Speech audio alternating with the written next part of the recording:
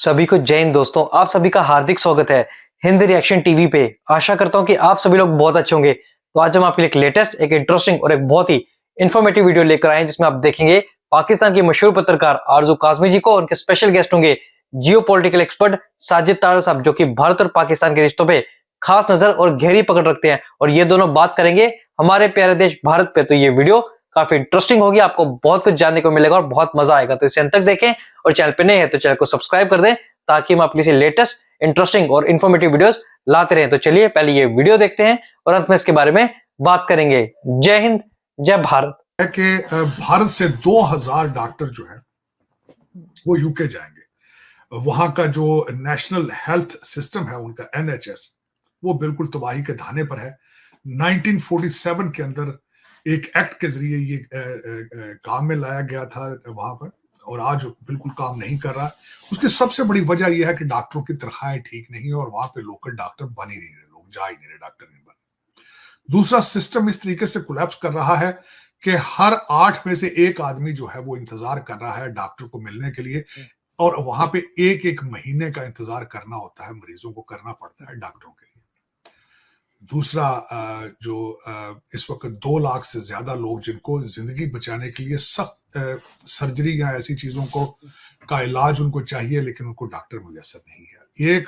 2000 भारतीय डॉक्टर जाके तो रेस्क्यू करेंगे उनको। अब यहाँ ये बताना चाहूंगा, 1 लाख से ज्यादा वर्कर इस वक्त इजराइल में जा रहे हैं, और देखा जाए तो फिर आप खुद ही अंदाजा लगा लें कि एक तो वहां पढ़े लिखे लोग हैं वहां पे, और दूसरा बाहर जाएंगे तो वो टेक्नोक्रेट बनेंगे, वो डायस्पोरा नहीं बनेंगे, वो मजबूरी बन जाएंगे उन कौमों की जहां जाके वो काम करेंगे। तीसरा, इस वक्त और चीज जो सामने आ रही है कि भारत असला बना बना के अफ्रीका में और गयाना में बेच रहा है। गयाना ने आज 2 जहाज खरीदे भारतीय निजात, भारतीय बने हुए। अब उसके साथ ये जो खास कर देखने वाली बात आ रही है कि जब भी डिफेंस कॉन्ट्रैक्ट किया जाता है तो फिर वो आपके साथ परमानेंट रिलेशनशिप बन जाते हैं, तो इससे भारत का इन्फ्लुएंस बढ़ेगा। लेकिन इस वक्त अगर देखा जाए तो ये सारा कारोबार अमेरिका का था। अमेरिका ये डिफेंस के अपने हथियार और जहाज बना के बेचता था। अब अमेरिका इसको किस तरीके से लेगा, ये अब सोचने वाली बात है। ये इतना आसान नहीं है कि इनको ये हजम हो जाए। इस वक्त अगर देखा जाए तो भारत अमेरिका का असला जो है वो बहुत महंगा होता है, इसलिए ज्यादातर कंट्रीज अफोर्ड नहीं कर पाते। और दूसरा, अफ्रीका में जो असला पहले रशिया बेचता था, यूक्रेन की जंग के बाद वहां एक वैक्यूम क्रिएट हुआ, भारत ने उसको फिल करने की कोशिश की। बल्कि यहां तक कि अफ्रीकन कंट्रीज में जितने मिलिट्री अटैचेस थे भारत के एम्बेसियों में, उनको बुला के ट्रेन किया गया, और अब वहां पे असला बिकेगा भारत का, और भारत का इन्फ्लुएंस जाहिर उसको बढ़ेगा। जो चाइना और अमेरिका उसको अब देखें किस तरह रिसीव करता है, ये एक नई क्वेश्चन है। इससे आगे हम चलेंगे तो इसमें इस वक्त अगर देखा जाए तो आज अमेरिका के अंदर एक और बात हुई है कि डेविड लू, वो साइफर वाले भाईजान थे जो उनको बुला के, तो आज उनकी हियरिंग हुई है। उन्होंने कांग्रेशनल एक हियरिंग है, उसमें जाके उन्होंने कहा है कि 8 फरवरी 2024 के अंदर जो इलेक्शन हुए थे उनको 3 प्रॉब्लम थे उस इलेक्शन के। किसी सियासी रहनुमा और पार्टियों को रजिस्टर होने का मौका नहीं दिया गया। दूसरा, उन्होंने कहा कि इंटरनेट बंद था उस दिन पूरा दिन। और तीसरा, उन्होंने कहा कि इलेक्शन की जो निगरानी करने के लिए तंजीमें गई उनको उनकी एक्सेस को रोका गया। इसका क्या रिजल्ट निकलेगा? 0। इसका कोई रिजल्ट नहीं निकलेगा। ये सिर्फ एक हियरिंग तक थी, इससे ज्यादा नहीं थी। मैथ्यू मिलर जो स्टेट डिपार्टमेंट के स्पोक्स पर्सन है, उन्होंने कहा है कि हमने कई दफा कहा है भाई कि ये इनका साइफर के साथ भी कोई रिलेशनशिप नहीं था, और ये दूसरा डेविड लू की जॉब की ड्यूटी का एक हिस्सा है कि उन्होंने जाके टेस्टिफाई करना होता है। लेकिन इसका रिजल्ट नहीं निकलेगा कुछ भी। मेरे बच्चे जो लौंडे लपाड़े फारिग हैं वो उर्दू में ट्वीटिंग करेंगे, जश्न मनाएंगे, इससे ज्यादा कुछ नहीं होगा। वो डेविड लू को आपने जिंदा किया, वो भी खुश होगा कि यार मैं किसी खबरों में नहीं आ रहा था, चले मुझे किसी ने कवर किया है। अब इससे ज्यादा जो परेशानी की बात आपने खुद जो शुरू में कह दी है कि थॉमस वेस्ट जो कि प्रेसिडेंशियल एनवॉय हैं, वो अफगानिस्तान का मसला हल करने के लिए 2 ममालिक में जा रहे हैं, एक भारत है, दूसरा यूएई है। तो भाई हमने सारा कंट्री जला दिया था इस मुल्क के लिए, हमें पूछ ही नहीं रहे। हमें असल प्रॉब्लम तो हम है, असल प्रॉब्लम किसे नहीं मिल रहा है। आरजू, हमें तबाह ही अफगानियों ने किया भाई, हमें तबाह करके रख दिया उन्होंने। हीरोइन के और कलाशनकोव कल्चर और सुइसाइड बॉम्बिंग में हमें तबाह ही इन्होंने किया है, और हमें पूछ ही नहीं रहा कोई। हाँ, इसमें एक जरूर बात है, क्यों जा रहे हैं भाईजान जो है थॉमस वेस्ट वहां पे, वो भी इंटरेस्टिंग है, क्योंकि अफगानियों को खाने के लिए गंदम तो दे रहा है भारत। 47,000 टन गंदम उन्होंने वहां पे उनको भेजी थी जब उनके बुरे हालात थे। 200 टन के करीब उन्होंने मेडिकल इक्विपमेंट और मेडिकल दवाइयां वगैरह भेजी थी। उसके बाद एक महीना पहले इंडियन डेलीगेशन ने जाके अमीर खान जो उनके फॉरेन मिनिस्टर हैं, उनसे जाके मुलाकात की, उनसे डिस्कस किया गया अफगानिस्तान के हालात। और तीसरा, इस वक्त अफगानिस्तान के जो लोग हैं, एक तो आपके अंदर घुस घुस के मार रहे हैं टीटीपी वाले, इसमें कोई शक नहीं, लेकिन आपने जो उनके अंदर जाके हमला किया है, उसके रिटेलिएशन में उनकी धमकियां आनी शुरू हो चुकी। मैं तो वो कुछ अल्फाज इस्तेमाल भी नहीं करना चाहता वो जो उन्होंने इस्तेमाल किए हैं।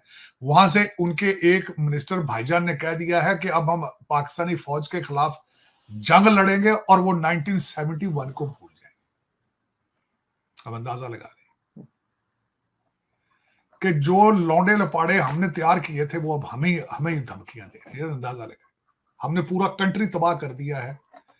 खैर, उससे हमने पैसे भी बहुत बनाए, ऐसी भी बात नहीं है कि हमने सिर्फ तबाही की है। हमने लंदन और दुबई में बड़े बड़े प्लाजे बनाए भाईजान।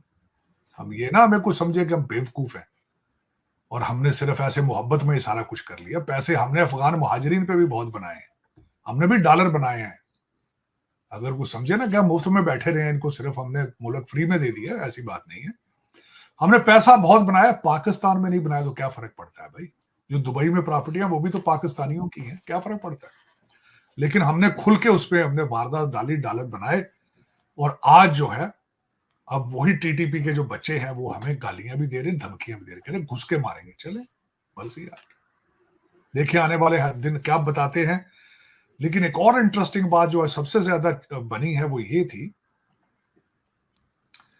कि आज पहली दफा हिस्ट्री में हुआ, 2 साबका रिटायर्ड जनरलों के ऊपर आज केस हो गया, अदालत में बुलाया गया 2 के, और साथ उनके 2 जर्नलिस्ट भाईजान भी बुला लिए, जावेद चौधरी साहब और शाहिद मेतला साहब। उनको भी कहा भी आप भी आ जाएं, ये इंटरव्यू जो ले के आप उस वक्त तहरीक अदम एतमाद के बारे में आप अपनी रोटियां सेकते रहे हैं, इनका जवाब दें आप। ये पाकिस्तान की हिस्ट्री में पहली दफा, फर्स्ट टाइम।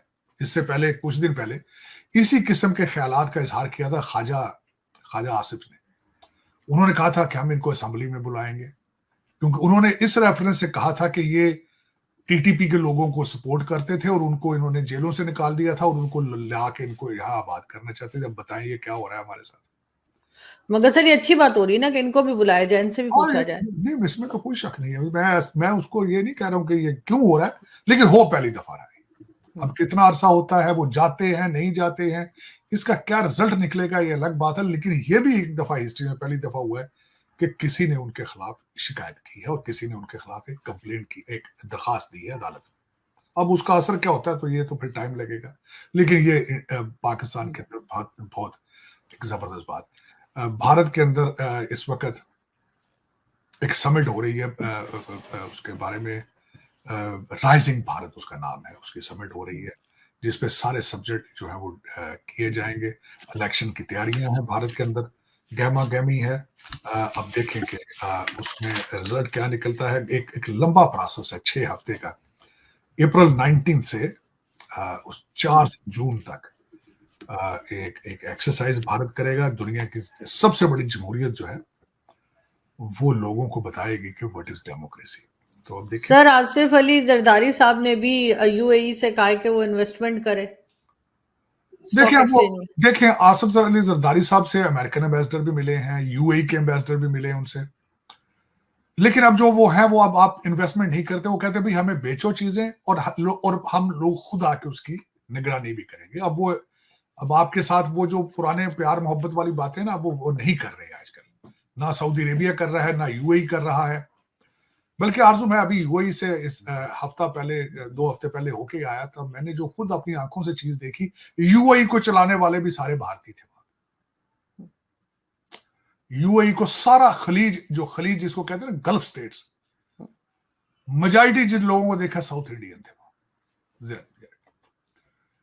तो वहां पे इस वक्त, और दूसरा अभी रिसेंट एक रिपोर्ट आई है, आपके बहुत बड़े एक जर्नलिस्ट है, उन्होंने रिपोर्ट की, जिसको मैं अपनी आंखों से भी देख के, उन्होंने कहा भाई यूएई के अंदर सबसे ज्यादा खैरात मांगने वाले पाकिस्तानी भाई हैं, सबसे ज्यादा।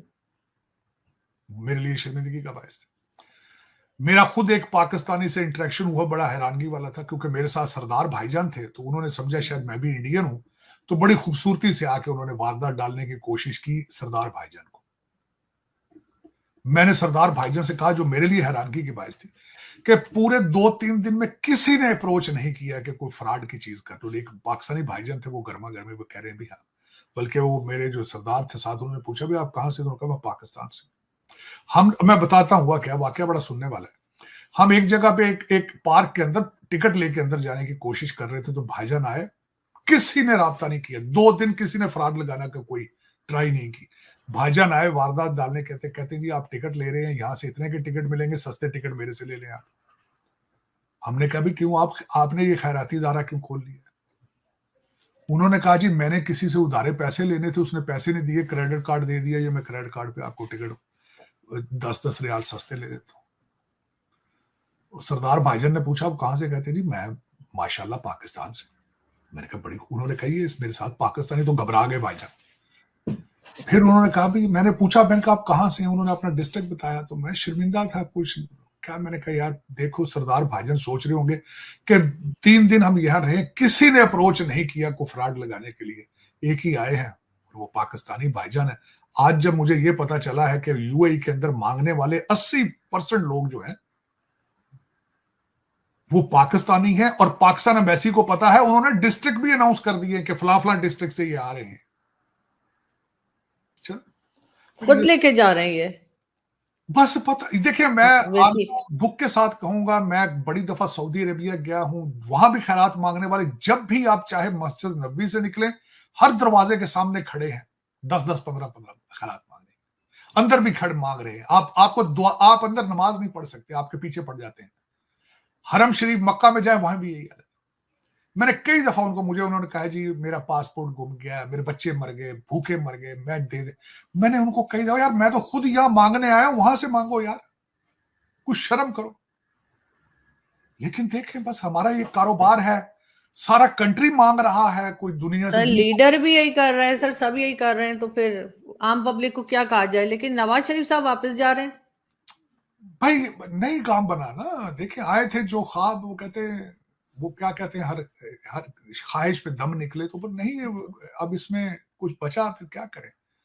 आज उन्होंने जाती अफसोस का इजहार किया, भाई उन्होंने कहा आईएमएफ आएगा, बिल बनाएंगे, बिजली बढ़ेगी, ये तो कौम मर जाएगी, तो मैं तो ये देख नहीं सकता भाई अपनी आंखों से। किसी ने कहा आप काली ऐनकें पहन ली, उन्होंने कहा नहीं, मैं लंदन वापस जाऊंगा, मेरे अपार्टमेंट है वहां पे, मौसम अच्छा है, यहाँ वाक अच्छी नहीं है, गर्दा बहुत है, खाने में भी अच्छी चीजें नहीं है, तो हम भाई जहां से आए थे, हम जहां के रिहायशी हैं, हम वहीं रहे। तो ब्रिटिश लोग हैं भाई, वापस चले गए, जहां से ब्रिटिश आते हैं वहीं वापस चले गए, चले ठीक। सर बस बेटों के केस खत्म करवाने थे, दोनों बेटे आए, वो भी हाँ, केस वो खत्म भी हो गए। केस खत्म करो, और बस यही है। और क्या, बच्ची को हेलीकॉप्टर ले दिया उन्होंने, कभी आप उसमें घुमा करें, तो बस यही है, चल रहा है, चलता रहेगा जब तक 250 मिलियन लोग जब तक मरेंगे नहीं, खत्म नहीं होंगे ये 25 करोड़ लोग, तब तक तो भी कारोबार चलता रहेगा।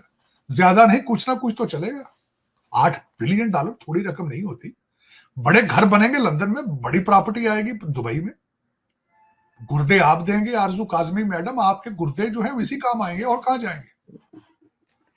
मगर सर सुधरेंगे नहीं हम, मतलब हमने कुछ सीखना नहीं है ना अपने पड़ोसियों से, ना किसी और से। 76 साल देखें, आप बड़ी मेहनत से इस जगह पे पहुंचे, अब यहां से चेंज किस तरह होंगे। अब आपको देखें, आप देख रहे हैं, अब तो आप भारत की तरफ मुंह भी नहीं करते ना। मेरे जैसे लोग तो कहते हैं देखो तरक्की कर, किस तरह तरक्की करे, आप मुंह दूसरी तरफ कर लेते हैं, तरक्की की बात करें। उसी वक्त जब मेरे जैसा बंदा को बात करता है यार इंडियन इंस्टीट्यूट ऑफ टेक्नोलॉजी की तरफ देखो, साथ ही वो एक ऑक्सफोर्ड ग्रेजुएट आ जाता है, वो कहता है नहीं भाई हम तो जिहाद करेंगे। मगर सर हमने भारत के साथ जो कुछ किया है, जितने धोखे और जितने अटैक्स उनके ऊपर करवाए हैं और किए हैं, उसके बाद क्या भारत हमसे बात करना, मुझे तो नहीं लगता पसंद करेगा। देखिए भारत बात देखिए, लेकिन एश्योरेंस देनी होगी आपको कुछ ना कुछ बताना होगा कि नाउ वी सीरियस। अब पता नहीं वो किस तरह बता पाते हैं, आपकी ख्वाहिश भी है या नहीं है। आप मुझे अभी तक तो डाउटफुल हूं मैं, लेकिन आप इसके बगैर बच नहीं पाएंगे। आप इन्फ्लेशन और लेकिन इन्फ्लेशन भी कंट्रोल तो तब की जाएगी ना जब आप नेशनलिस्ट होंगे, जब आप सोचेंगे पाकिस्तान बचाना है। अभी तक तो मुझे पाकिस्तान के अंदर से आवाज नहीं लग रही, किसी की आवाज नहीं आ रही कि हमने पाकिस्तान बचाना है। अभी तक तो अब यही कहते हैं कि हम इसको जला के खाक कर देंगे और हम लंदन शिफ्ट हो जाएंगे। अभी तक हालांकि वो मीटिंग्स वगैरह को भी चेयर कर रहे थे नवाज शरीफ साहब के ऊपर, वो भी एतराज हुआ है। इतराज बिल्कुल इतराज हुआ कि उनकी तो पोजीशन ही नहीं है, लेकिन इसका पाकिस्तान के अंदर रवाज मौजूद है। पहले जरदारी साहब बैठते थे तो ट्रेनिंग के लिए अपने बिलावल भुट्टो भाईजान को बिठा लेते थे साथ। ये रवाज यहाँ पे मजे की बात बताऊं आपको, किसी को पूछने वाला जो कोई नहीं। नवाज शरीफ साहब यूनाइटेड नेशंस में अंदर असेंबली के अंदर अपनी दोती को लेकर आ गए थे। देखो बेटा ये क्या है, ये कौन है, देखे जरा। जिस तरह चिड़िया घर में बच्चे ले जाते हैं ना जू के अंदर, देखो ये जानवर बैठे हैं यार, कुछ यार प्रोटोकॉल है, कुछ देखो यार, कुछ ज्यादती है यार। लेकिन कौन है पूछने वाला भाई? वो कहते मुल्क हमारा है, कौन है यार, किसको कौन पूछे। सर आईएमएफ के जरिए कितने दिन चल पाएंगे ये? इसलिए कि अभी तो बड़ी खुशियां मनाई जा रही हैं, मुबारकबादें दी जा रही हैं, सब कह रहे हैं जी हालात ठीक होने जा रहे हैं। आईएमएफ के पैसे पाकिस्तान पहुंचेंगे तो आपका कुछ होगा ना भाई। आईएमएफ के पैसे तो दुबई लंदन से आगे नहीं जाएंगे, तो आपको क्यों उसकी उम्मीद लग गई है कि वो आप उसके बिलों की देने की तैयारी करें आरजू आप। वो तो पैसे तो सिर्फ लंदन और दुबई की प्रॉपर्टियां हैं। बच्चे बैठे हैं यार, इनकी ट्यूशन फीसें कौन देगा? गर्मियां आ रही हैं, उन्होंने कपड़े लेने हैं, बच्चियों ने सूट लेने अपने। तो आप किस चक्कर में पड़ गए कि आप 8 बिलियन आपको दिया जाएगा? जो पिछला आपने 85 बिलियन लिया वो कहां गया? आपके कर्जे 85 बिलियन डॉलर के हैं इस वक्त। तो सर ये इतने बड़े बड़े आईटी पार्क्स बना रहे हैं, अनाउंस कर रहे हैं हम आईटी पार्क बना देंगे, लाहौर में बना देंगे, इस्लामाबाद में बना देंगे, तो एनर्जी सेक्टर पे तो काम करते नहीं, वो आईटी पार्क चलेंगे कैसे? वो पार्क अपने भतीजों को ठेके दिए, पैसे वहां से भी तो खाने हैं ना, ठेके भी तो रिश्तेदारों को देने होते हैं। वो 8 बिलियन में से 2-3 बिलियन भेजेंगे, वो ठेकों के जरिए बाहर निकाल लेंगे। ये वारदात है सारी। आरजू इन चीजों से खुश ना हुआ करें प्लीज। आप इस तरह किया करें, मेहनत किया करें, क्योंकि गुर्दे आपके जो है उनके मालिक तो लंदन में बैठे हैं, आपके गुर्दे ट्रेड हो चुके हैं। सर शुक्र है पहले तो मुझे मुर्गी और बकरी लेने को कह रहे थे, वो तो नहीं ले रही मैं, उधर से तो बेहतर हो गया। पाकिस्तान के अंदर मेरे ख्याल के अंदर आपको लकड़ियां और कोई थोड़ा बहुत आटा और थोड़ा कॉर्न, इस तरह की चीजें आपको जमा रखनी चाहिए। गुड़ ले लें तो बहुत अच्छा, चीनी तो मिलेगी नहीं, कि कोई पता नहीं किसी किस्म के सर्कमस्टांसेस में आपको सरवाइव करना पड़ जाए। 2-4 महीने बिजली के बगैर, 2-4 महीने पानी के बगैर, पानी वगैरह भर के रखा करें। लेकिन सर जाते जाते ये जरूर है कि एमबीएस से मुलाकात की है मोहम्मद बिन सलमान से, आर्मी चीफ ने, तो वो भी कुछ उसी से रिलेटेड होगा, कुछ मांगने के लिए गए होंगे या कोई और अल्लाह बात के नाम पे भाई कुछ भी मिल जाए तो क्या फर्क पड़ता है। रमजान तो बहुत महीना है ना भाई, बहुत लोग खैरात वगैरह दान वगैरह देते हैं, खैरात का महीना है। चलें देखें आप मुझे आरजू ये बताएं, हम कभी किसी से मिले हैं बगैर पैसे मांगने की गरज से? आपने सोचा कि हम किसी कंट्री में हम चले जाएं बगैर पैसे मांगने के लिए? किसी कॉन्फ्रेंस में, किसी समिट में चले जाएं जिसमें जिसमें हमारा पैसा मांगना हमारी ऑब्जेक्टिव ना हो? कभी सोचा आप? कभी भी नहीं। तो फिर देखें ना, ये फिर मेरे जैसे बंदे को खैर बात करते हुए शर्म आनी चाहिए कि दुबई यूएई के अंदर सब खैरात मांगने वाले पाकिस्तानी। मुझे तो शर्म नहीं आनी चाहिए। चले देखते सर ये क्या जी। इसमें देखें, बचाने के लिए को पाकिस्तानी चाहिए, लेकिन आप अपने हुक्मरान और रूलर और आपके ऊपर जो है वो सारे ब्रिटेन ले आते हैं, आप ब्रिटिश और अमेरिकन। कभी कैबिनेट देखी थी मेरे मुर्शिद पाक की? कैबिनेट कहां से आई थी? सारी ब्रिटिश और अमेरिकन थी। पता नहीं आपको लोकल पाकिस्तानी मिलते ही कोई नहीं है, क्या वजह है? मुझे सर इस तरह से तो फिर जो नजम सेठी साहब ने कहा था कि नवाज शरीफ साहब कुछ दिनों में चले जाएंगे, उसके बाद शहबाज शरीफ से मुश्किल फैसले कराए जाएंगे और 2-2.5 साल बाद जो है वो जरदारी साहब अपनी सपोर्ट हटा के अपने बेटे को ले आएंगे प्राइम मिनिस्टर, तो इसका तो मतलब है उसी तरीके की तरफ जा रहे हैं ये लोग, क्योंकि सबसे पहले नवाज शरीफ नहीं निकलना था। नजम सेठी साहब ने और कई और जो लोग थे उन्होंने कहा यही था कि आपने नोट नहीं किया होगा कि जितने नवाज शरीफ कैंप के लोग थे उनको सबको साइडलाइन लगाया गया है, उनको कैबिनेट में जगह नहीं दी गई। उसके पीछे दो वजूहत। कुछ की एक वजह यह थी कि शहबाज शरीफ साहब को रिजर्वेशंस थी कि ये लोगों के साथ मैं नहीं चल पाऊंगा। उनकी रिजर्वेशन में ये था कि ये लोग कई एस्टेब्लिशमेंट की गुड बुक्स में नहीं है, एक वजह ये थी। दूसरी वजह ये थी कि ये एक्सक्यूज रखना चाहते थे कि इसमें नवाज शरीफ फेल नहीं हुआ, शहबाज शरीफ फेल हुआ है, प्लीज नवाज शरीफ साहब को एक चांस और दिया जाए। ये भी एक वारदात। हर वारदात के पीछे दो वारदातें हैं, एक अकेली वारदात नहीं है। माइंड बहुत तेज है। माइंड मेहनत या पाकिस्तान की तरक्की में नहीं चलता। अगर चले तो आप आज अमेरिका से आगे निकल जाए, आप चंद्रयान को बीट कर जाए अगर दिमाग पॉजिटिव चले, लेकिन चलता नेगेटिव है। आप कहते जल्दी से जल्दी लंदन में प्लाजे बन जाए, दुबई में महल बन जाए तो क्या मजा आ जाए, लेकिन उसको शॉर्टकट में लेना है। आप जितने इंटेलिजेंट हैं, आपकी इंटेलिजेंस पॉजिटिव चले तो यकीन करें आप दुनिया पे कब्जा कर जाए। लेकिन ये कि देखिए खुदा ने सीक्रेट रख दिया, उनका चलाना नेगेटिव है। यही देख लें सर, हर बार किसी ना किसी को बेवकूफ बना के पैसे तो ले ही आते हैं, इतना दिमाग तो चलता है। बड़ी दलेरी। आपने अमेरिका को बहुत बेवकूफ बनाया अफगानिस्तान पे, अब फिर दोबारा बनाएंगे आप ताइवान पे। मैंने खुद अगले दिन एक नेशनल टीवी के इंटरव्यू में कहा है, मैंने कहा दूसरी अपॉर्चुनिटी आ रही है इस वक्त ताइवान की शक्ल में। काश पाकिस्तान तरक्की करे बजाय कुछ पाकिस्तानी दुबई और लंदन में तरक्की करे।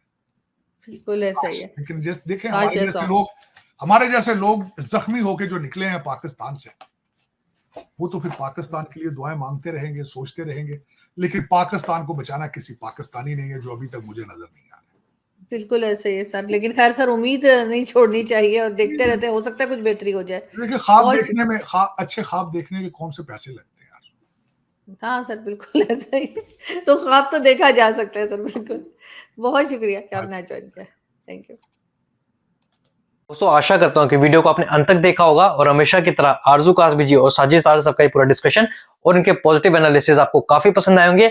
और इस वीडियो में आपको बहुत कुछ जानने को मिला होगा, जहां पे इन दोनों ने खासकर बात की हमारे प्यारे देश भारत के बारे में और भारत के बढ़ते हुए दबदबे के बारे में, और दूसरी ओर पाकिस्तान के हालात जो कि बद से बदतर होते जा रहे हैं। तो इस वीडियो के बारे में आपके क्या विचार हैं? आप अपने विचार हमें कमेंट सेक्शन में लिखकर जरूर बताएं। और वीडियो अगर पसंद आई है तो इसे लाइक और शेयर जरूर कर दें, और चैनल पे नए हैं तो चैनल को सब्सक्राइब कर दें, ताकि हम आपके लिए लेटेस्ट इंटरेस्टिंग और मजेदार वीडियोस लाते रहें। तो चलिए फिर मिलेंगे ऐसे ही किसी इंटरेस्टिंग और जबरदस्त वीडियो में। तब तक अपना ध्यान रखिए। जय हिंद, जय भारत।